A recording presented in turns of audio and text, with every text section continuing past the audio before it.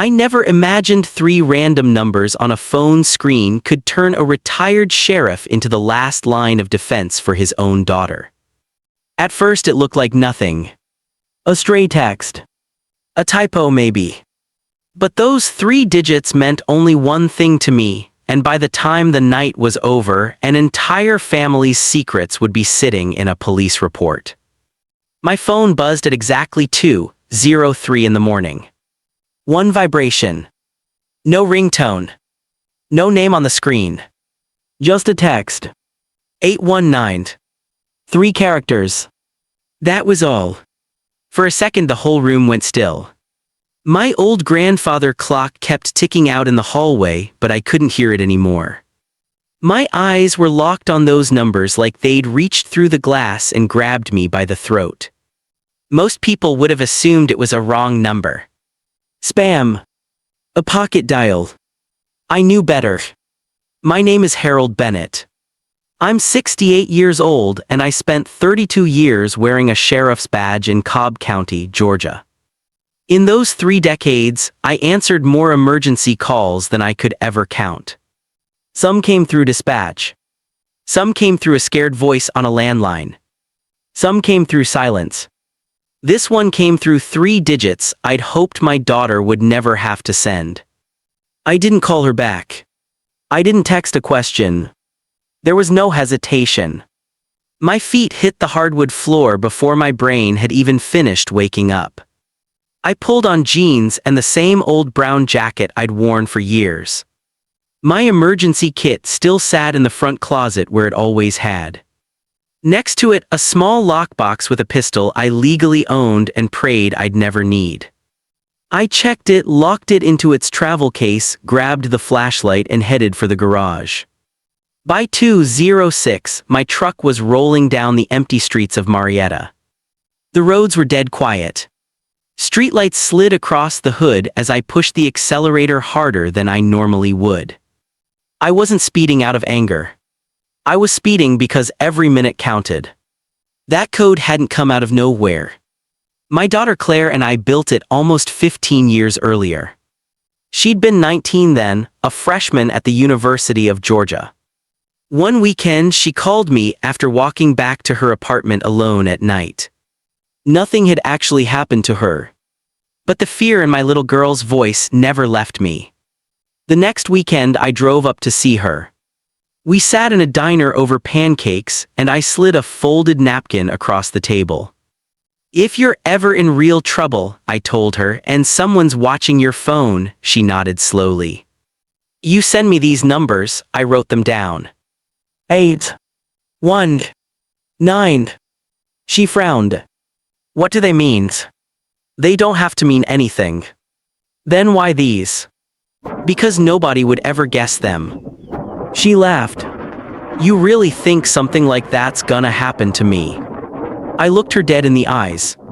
I spent 3 decades watching bad people hide behind good smiles. Her smile faded a little. So what happens if I send it? I come. What if you're busy? I come. What if it's the middle of the night? I still come. What if you think I'm overreacting? I won't. She reached across the table and squeezed my hand. Promise. I promise. That promise rode with me in the truck that whole drive. Outside, Marietta looked peaceful. Historic storefronts, quiet streets, perfect lawns. This country likes to believe danger announces itself. That it parks somewhere obvious. It doesn't. Most of the time it parks in a nice driveway with a 2-car garage. Claire was 40 now. Still had her mother's bright blue eyes. Still too quick to believe the best in people, especially in Derek. Her husband. My son-in-law. The man everybody else admired. Derek Whitman could walk into any room and own it inside 5 minutes. Perfect smile, tailored suits, a handshake that meant business. He volunteered at church. He ran a successful financial consulting firm.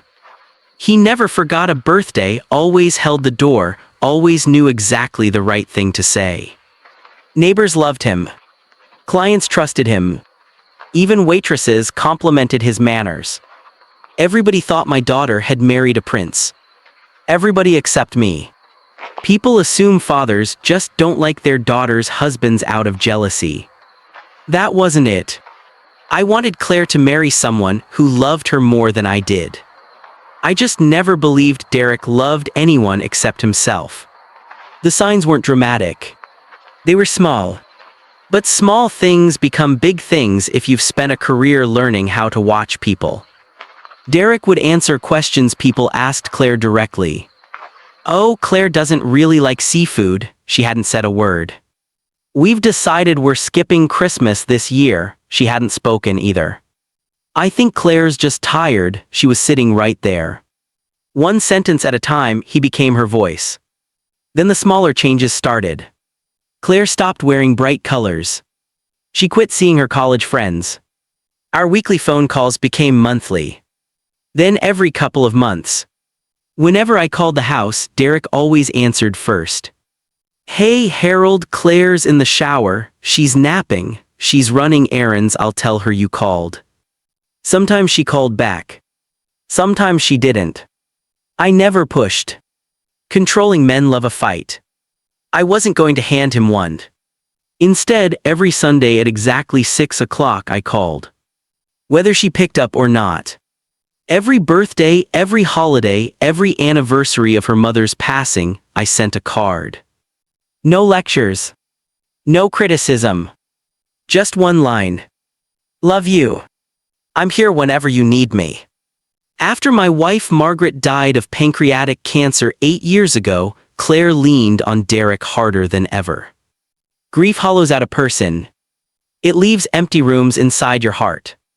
Some people fill those rooms with kindness. Others fill them with control. Derek convinced her to leave her teaching job. You don't need that stress, he took over the finances. It'll be easier this way. He suggested they move further out, better school district, he said. He put security cameras up around the house for safety. He insisted they share their phone locations so we never have to worry. Every explanation sounded reasonable on its own. Together they built a cage. Claire just couldn't see the bars. About 2 years ago she stopped by my place alone, Derek supposedly out of town on business. We spent the afternoon planting tomatoes in my backyard. Before she left, I handed her an envelope. Inside was that old diner napkin, the ink faded but the numbers still clear. She laughed. You actually kept this. I keep my promises. She folded it carefully and slipped it into her purse. You worry too much. I hope I'm wronged. She kissed my cheek. Love you, Dad. Love you more.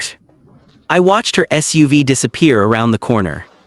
Something told me not to throw away the duplicate copy sitting in my desk drawer. I never did figure out why. I just listened. The GPS said 5 minutes remaining. I turned into Claire's subdivision, big brick homes, decorative mailboxes, fresh mulch around every flower bed. Everything looked exactly like it always did. Too normal. The lights in Claire's house were on. The garage door sat half open. That wasn't like Derek. He noticed everything. I parked, left the headlights on, and listened for a second. Nothing. No shouting, no TV, no music. Just silence. I got out. The front door wasn't shut all the way. It was open barely an inch. My stomach dropped. I pushed it open slowly. Dad, the whisper came from upstairs, so faint I thought I might have imagined it. Then a man's voice. Cold. Controlled. Who told you that you could text anyone? I didn't answer the voice upstairs. I didn't announce myself. 32 years in law enforcement teaches you something television always gets backwards. The loudest person in a crisis is usually the one with the least control. It's the calm when you have to watch. I eased the front door shut behind me and looked around. The living room was immaculate. Not lived in clean. Staged clean. Throw pillows lined up with military precision. A stack of untouched decorating books on the coffee table. A vanilla candle burning on the mantel. It didn't look like a home. It looked like a house waiting to be sold. Claire's purse sat on the kitchen island.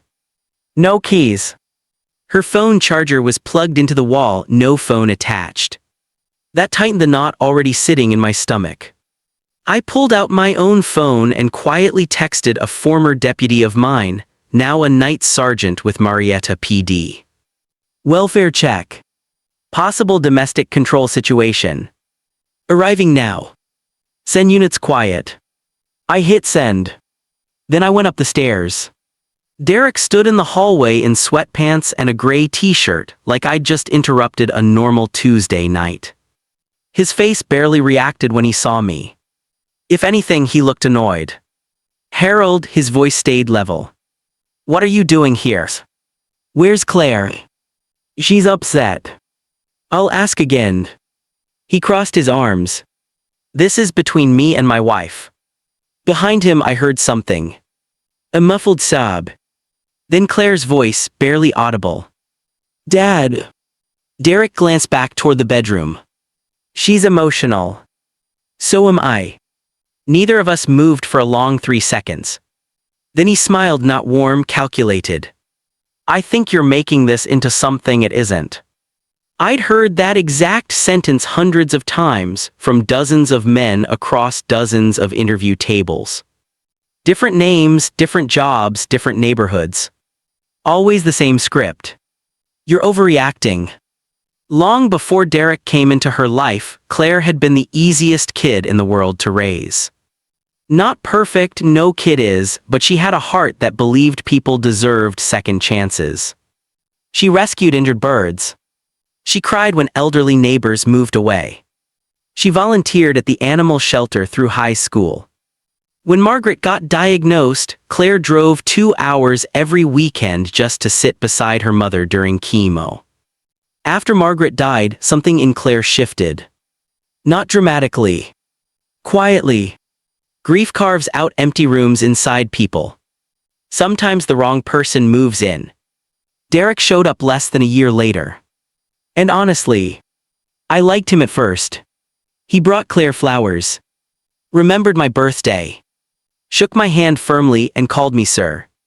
At Sunday dinners he helped with dishes without being asked, then sat on my back porch asking about my years with the department.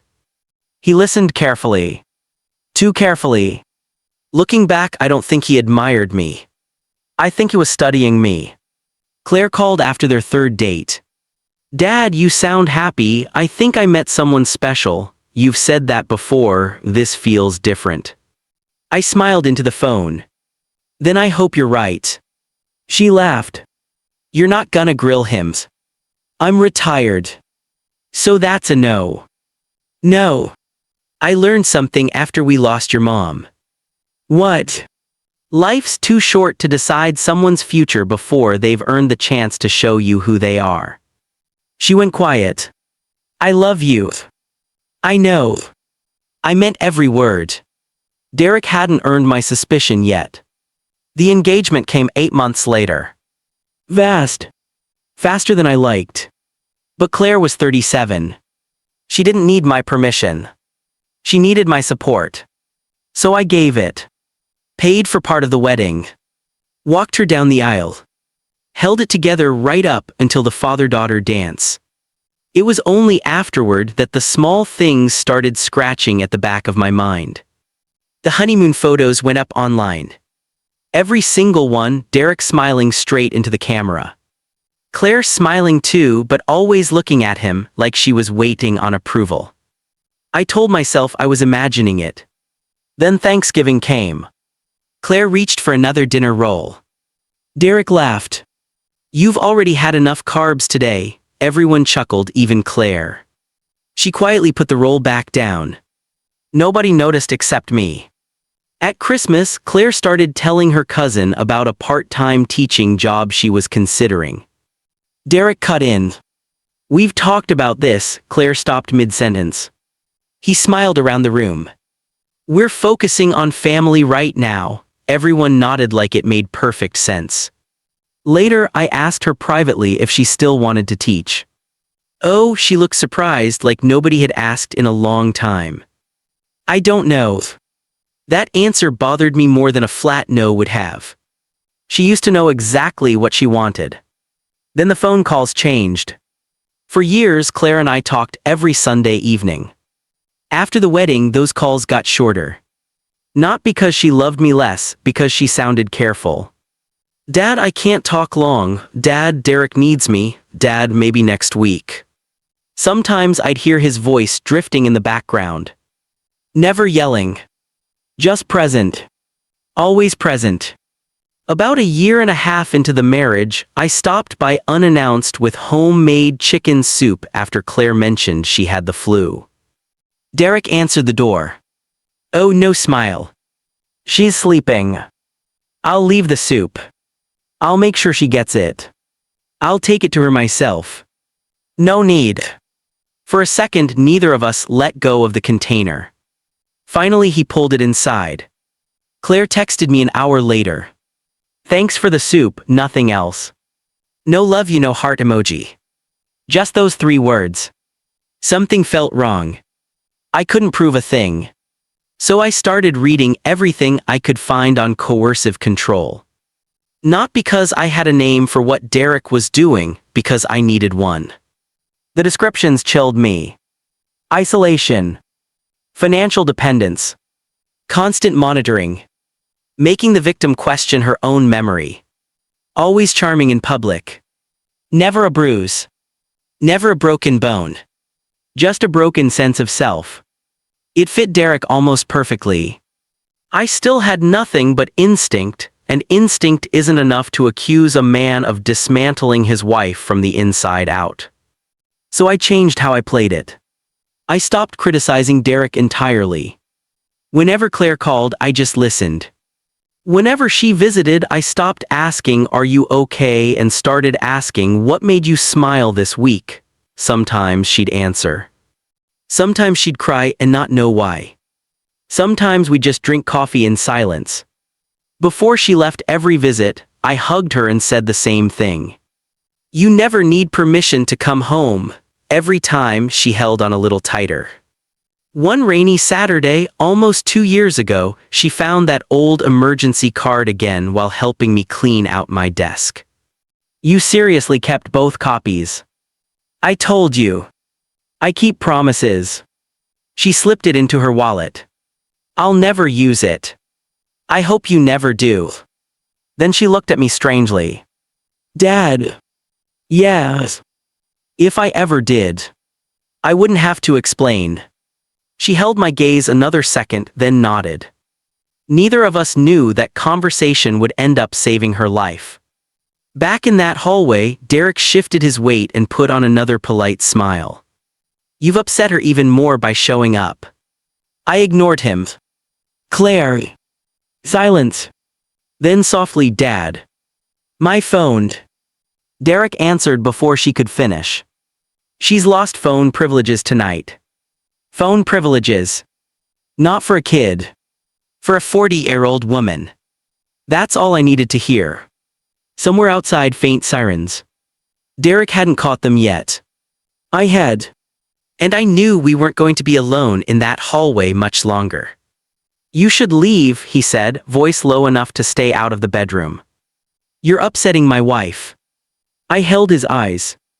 No. His smile thinned. This is a private family matter. You don't even know what's going on. I know enough. For the first time since I'd walked through that door, Derek dropped the patient husband act. His jaw tightened. You've always hated me. No. He blinked. I don't hate you, I said. You've never respected me. I respected the man you pretended to be. Real silence followed. Not the polite kind. The dangerous kind. He stepped sideways, blocking the hall completely. I'm asking you one more time. No. You can't just walk into my house. My daughter sent for me. You know that. I pulled my phone out and held the screen up. 3 digits still glowing. 8. 1. 9. His eyes landed on it for less than a second. But they landed. He recognized it meant something, even if he didn't know what. You made that up. I slid the phone back into my pocket. No. He lowered his voice. You know what her problem is. I said nothing. She's emotional. Still nothing. She gets overwhelmed. She overthinks everything. Every sentence sounded rehearsed. I'd interviewed enough men like him to recognize the pattern. They rarely call their victims crazy outright, that's too obvious. They use softer words. Emotional. Sensitive. Overwhelmed. Chipping away at credibility, one adjective at a time. Then Claire's voice, barely audible. Dad, a pause. I'm sorry. That hurt worse than anything else that night. Not because she apologized. Because she believed she had to. I raised my voice just enough to reach her. You have nothing to apologize for. Derek's head snapped toward the bedroom. Claire, one word. Calm. Controlled. A warning only someone who'd lived with it for years would recognize. I took a slow step forward. He matched it. Another. He matched that too. We stood less than 3 feet apart. He was younger, stronger, 6'3" easy. I'd lost a step over the years and I knew it. He probably did too. But there was one thing Derek didn't understand. Experience slows panic down. I'd been scared before: dark alleys, domestic calls, drug houses, traffic stops that turned into gunfire. Fear wasn't new to me. It just wasn't in the driver's seat anymore. Dad, Claire again louder. I can't get out. Derek closed his eyes for half a second, then smiled again. She locked herself in. Then unlock it. She needs time. Unlock it. No. We stared at each other. Then quietly, I said something I'd learned a long time ago. Derek. You just made a very bad decision. The first knock came from downstairs. 3 sharp raps.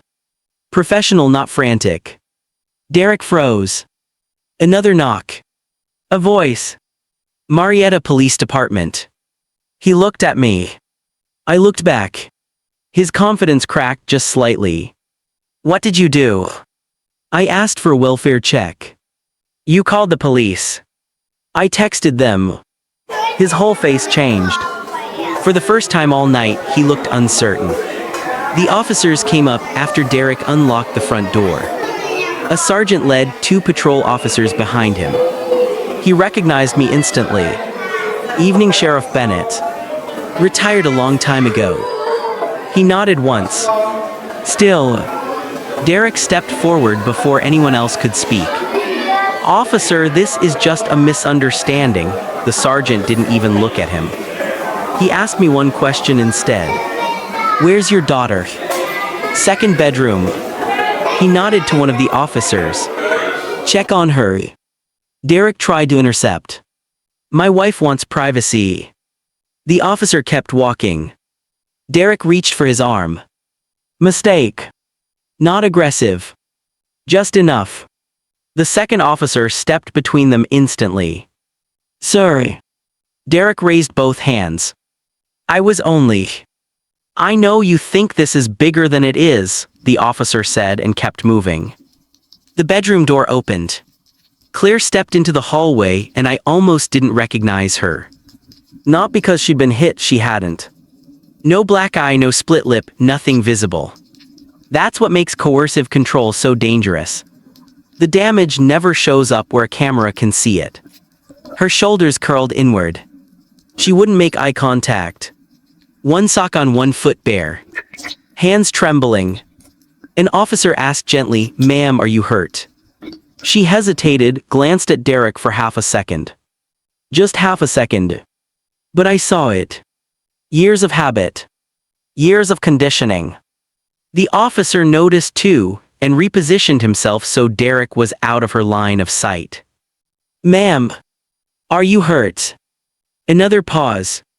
"No," she whispered. Derek smiled instantly. "There you go." The officer held up one finger without turning around. "I'm still talking to her." Derek went quiet. The sergeant spoke softly. Mrs. Whitman, she looked up. Do you feel safe tonight? The hallway went completely still. Derek stared at her. I stared at the floor not because I couldn't look at her but because I didn't want her answering for my benefit. This had to be hers. No pressure. No expectations. Just the truth. The seconds stretched out long. Finally Claire's eyes filled. She looked at me not for permission. For courage. I gave her the smallest nod I could manage. She took one shaky breath, then another. Her voice cracked so badly I almost missed it. No. Nobody moved.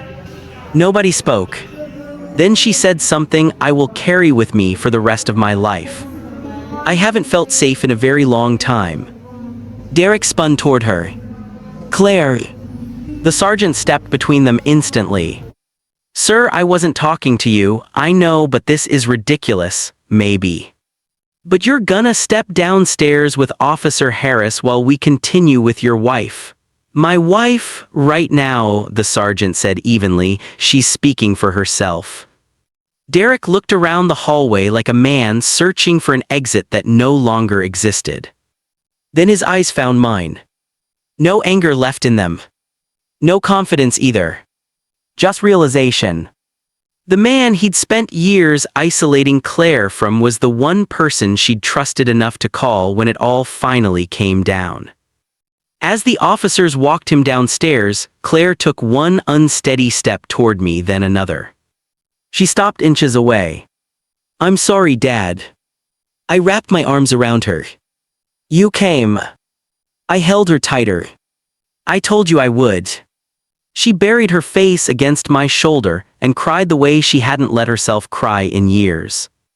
And downstairs, for the first time, Derek Whitman understood he wasn't controlling this story anymore. Claire cried for almost 5 minutes before she could speak again.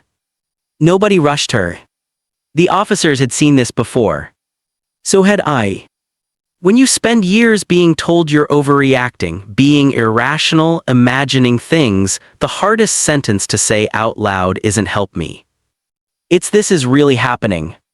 The sergeant crouched down to her eye level. Mrs. Whitman, would you rather sit downstairs or somewhere your husband can't hear you? She looked toward the staircase. Derek was out of sight now, but his presence still filled the house. She finally whispered, somewhere he can't hear me. One officer stayed with Derek downstairs while the rest of us moved into the guest room. Claire sat on the edge of the bed, hugging a pillow to her chest. I want you to know something, the sergeant said. She looked up. You're not in trouble. We're here to listen. She nodded. Then nothing. The room stayed quiet. Nobody rushed to fill it. Silence gives frightened people room to speak when they're ready. Eventually Claire took a deep breath. He wasn't always like this. I closed my eyes.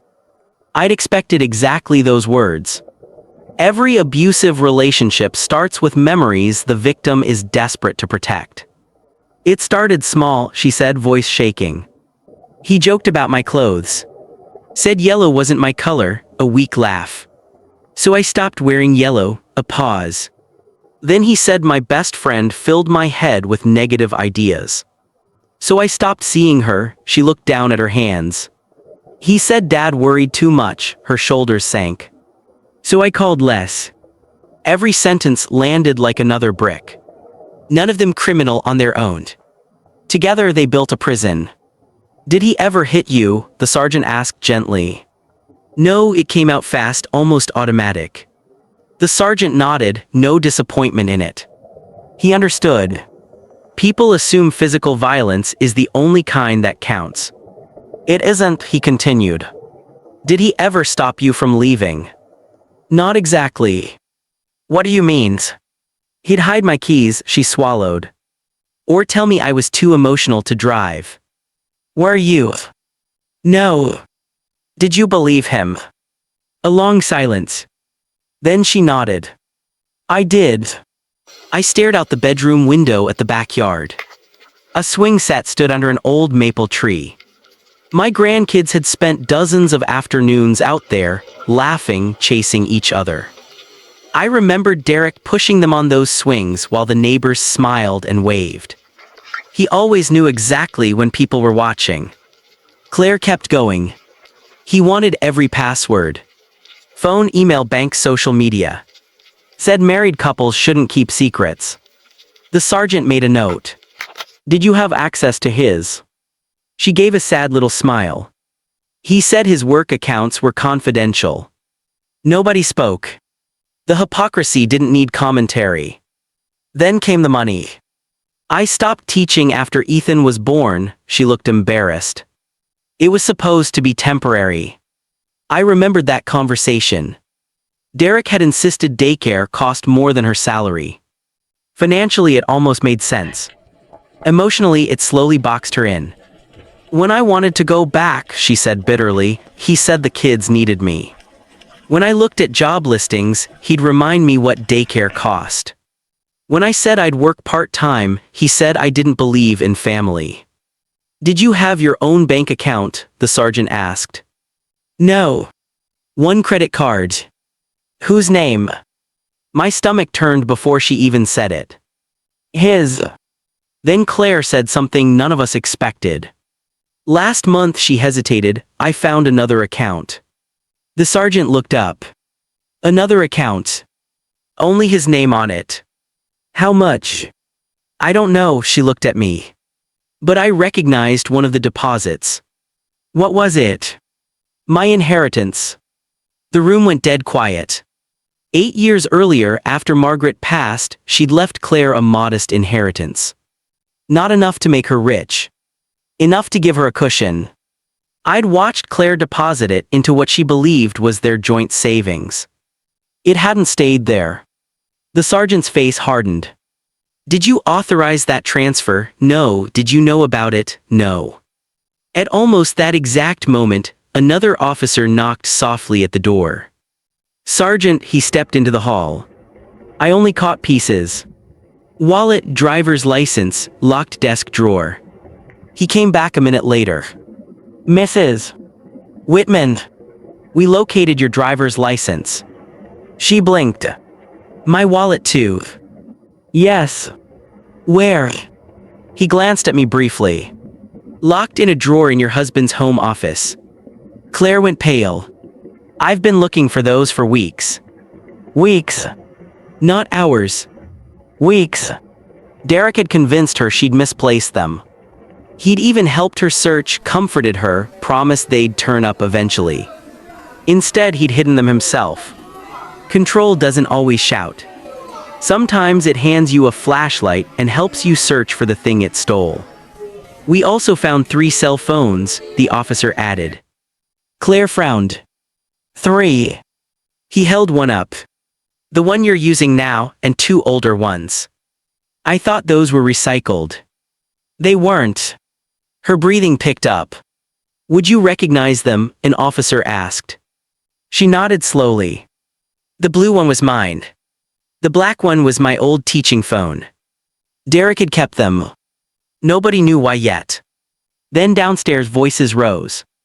Not shouting. Arguing. Derek, then another officer. The sergeant excused himself. A minute later I heard Derek loud.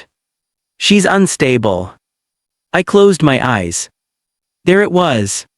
The script exactly as I'd predicted. She has anxiety, no response. Her father's poisoned her against me, silence again. I've done everything for that woman. That sentence echoed through the whole house. Claire started crying all over again. I sat beside her. You know why he's saying all that? She shook her head. Because he's losing control.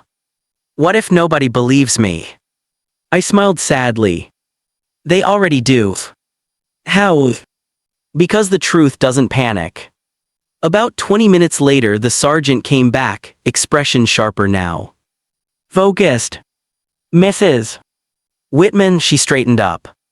We spoke with your neighbors. The Pattersons across the street. He nodded. They've heard arguments coming from this house several nights over the past year. Claire looked stunned. They never said anything. They assumed it wasn't their place. Another officer added, "The couple next door mentioned your husband frequently told people you'd been struggling emotionally." Claire covered her mouth. "He told people that." The officer nodded. "He was building a narrative. So if you ever asked for help, no one would take it seriously. He hadn't planned for one thing. A father who quietly kept every promise he'd ever made." As dawn started breaking, the sergeant took another call. Listened almost a full minute. Thanked the caller. Hung up. He looked at Derek, then back at Claire. "Mrs. Whitman, our financial crimes unit is on the way." Every trace of color drained from Derek's face. His confidence didn't survive those words. For the first time all night, he stopped trying to control the room and started trying to control the narrative. "This is insane," he snapped. "You're treating me like a criminal over a family argument." No one answered. The detective who arrived set a legal pad down on the dining table and introduced herself calmly. "Detective Laura Mendez. I'd like to ask you both some questions." Derek forced a smile.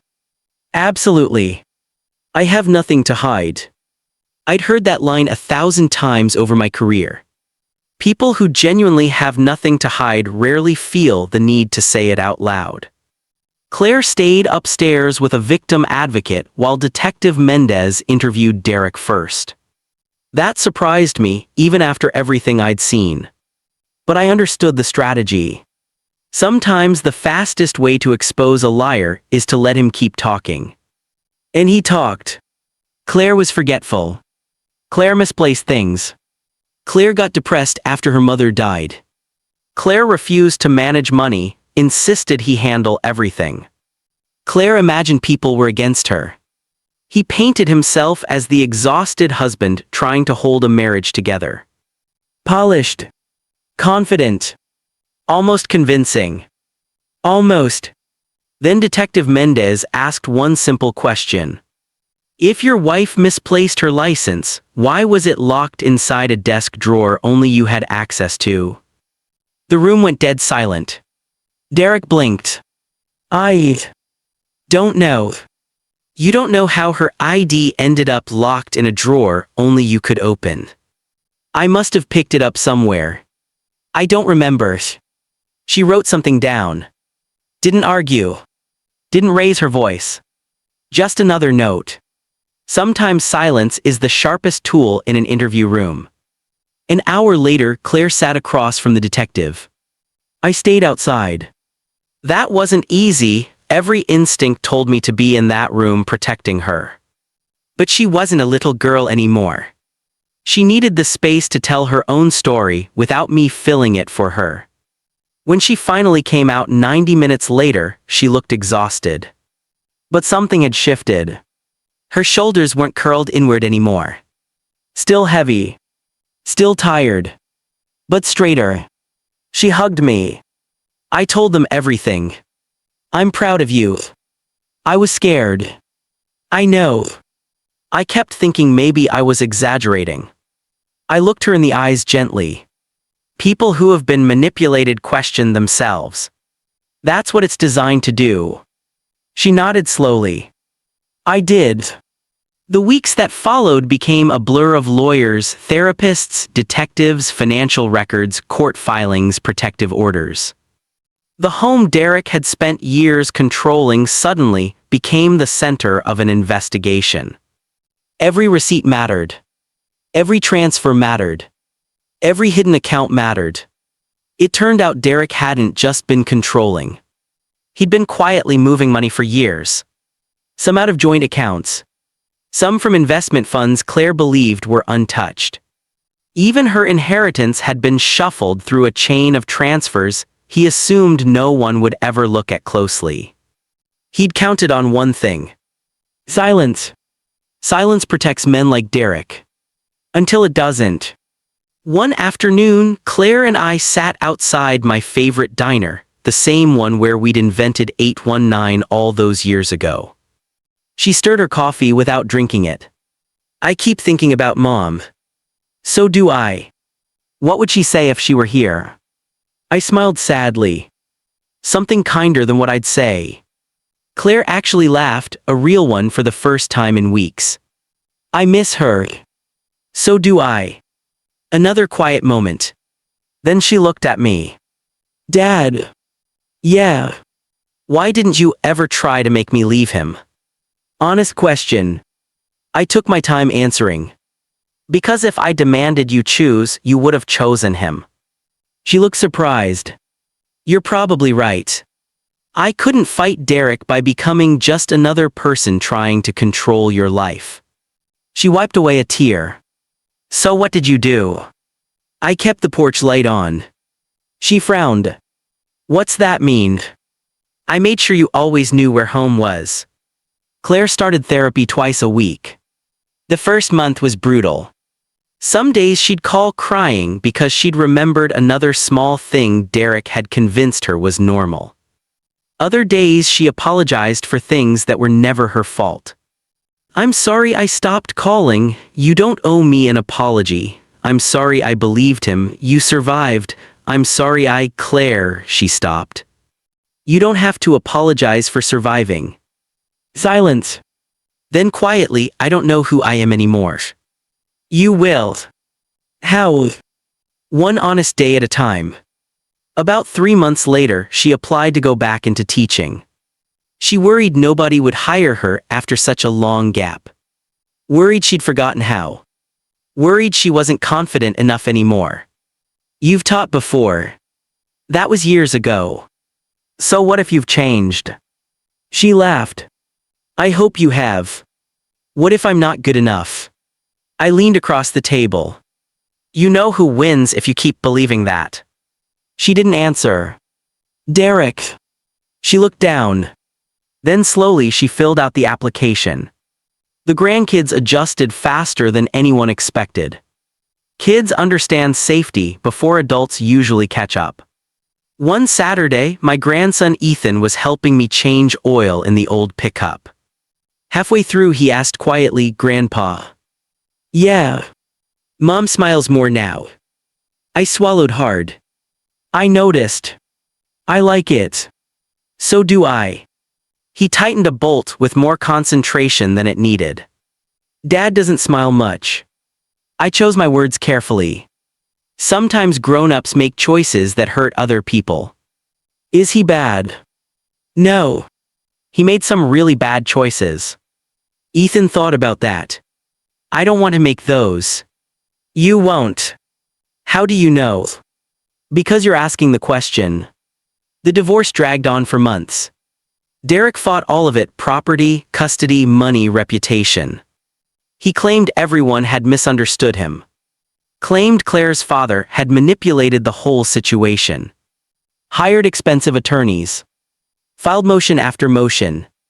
Delayed every hearing he could.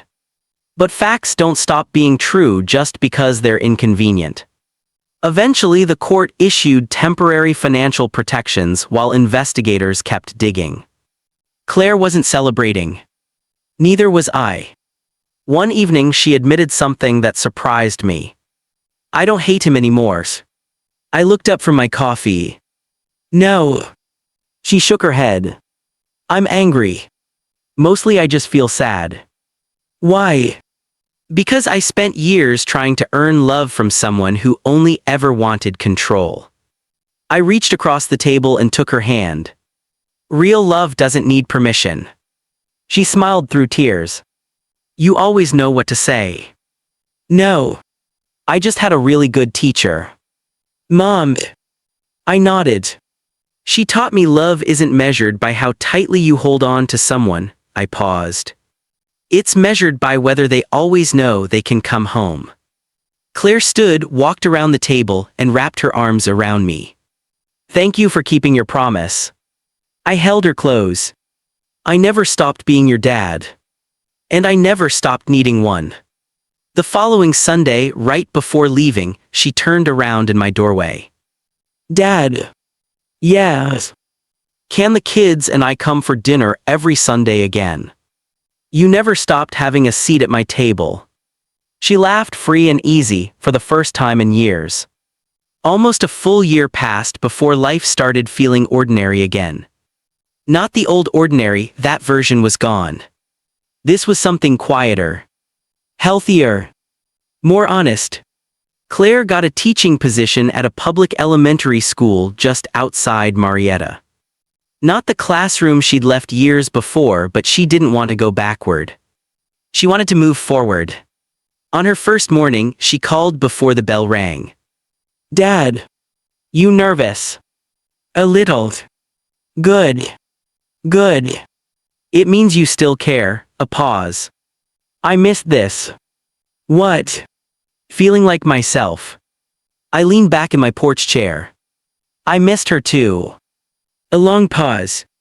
Then quietly, "I think she's finally coming back." The grandkids settled into a new rhythm. Every Friday after school, Ethan and his little sister Grace came to my house. Friday nights turned into pizza nights. Saturday mornings meant pancakes. Sunday afternoons meant fishing at the small lake outside town. Nothing expensive. Nothing fancy. Just time. Real time. One afternoon, Ethan noticed an old photo on my bookshelf. Claire at 8 years old, holding a fishing rod nearly as tall as she was. "Mom caught that fish," I told him. "Biggest bass anyone landed that whole summer." He grinned. "She doesn't talk much about being little. Some memories take time to come back." He nodded like that made complete sense. Kids understand healing better than adults sometimes. They don't demand broken things fix themselves overnight. They just keep loving them until they aren't broken anymore. Claire kept the original emergency card, the faded diner napkin with 819 written in blue ink. She had it framed not because she thought she'd need it again, but because she wanted to remember what it stood for. One evening I found it hanging inside the pantry door. "You framed it." She shrugged. "It reminds me." "Of what?" "That I was never as alone as I thought I was." I squeezed her shoulder. "You never were." People sometimes asked what happened to Derek. The honest answer is less than they expected, more than he deserved. The financial investigation turned up unauthorized transfers and documentation that backed up everything Claire had said. That evidence became part of the divorce and the related legal proceedings. His carefully built reputation never came back. Longtime clients quietly took their business elsewhere.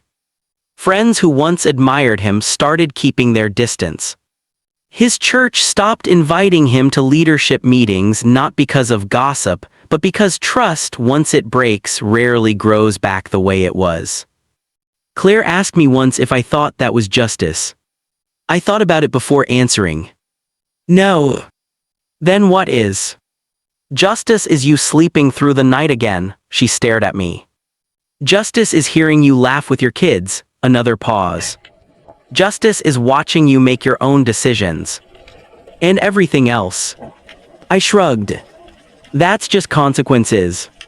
One Saturday, almost exactly a year after that text message, Claire invited the whole family over to her house. She decided not to sell it. Instead, she repainted every room. The cold walls became warm shades of cream and soft blue. The security cameras Derek installed were gone. The heavy curtains stayed open. Sunlight filled every room. "This place feels different," I said, looking around. She smiled. "It finally feels like mine." Neighbors drifted over with casseroles and homemade desserts. Some looked embarrassed. "Mrs.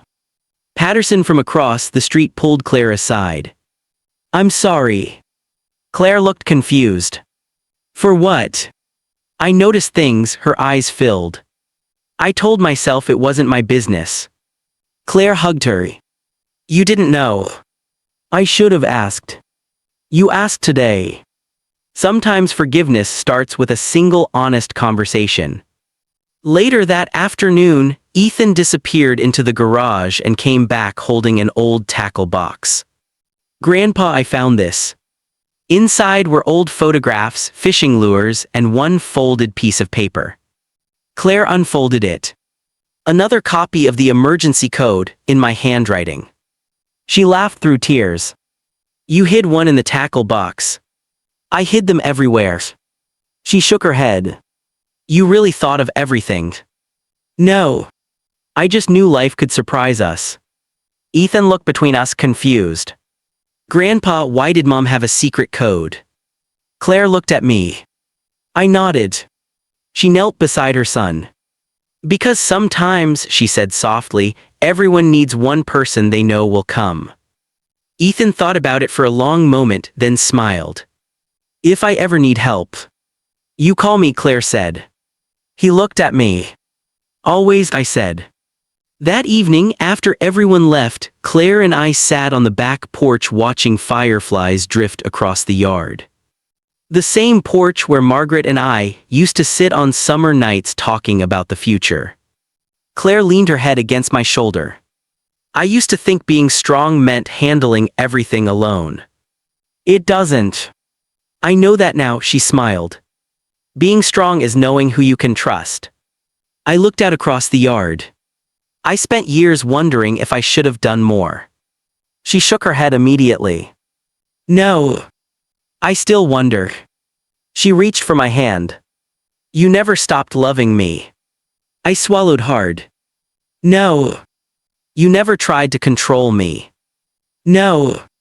You just kept reminding me home was still here. My eyes stung. I hoped it would be enough. It was. Another comfortable silence settled between us. Then Claire said something that sounded so much like her mother, it nearly took my breath away. The safest place in my life, she whispered, was never a house. She squeezed my hand. It was knowing my dad would come.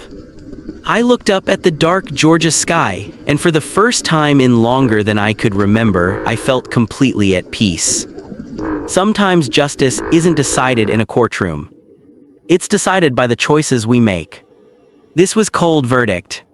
Because every story has a verdict.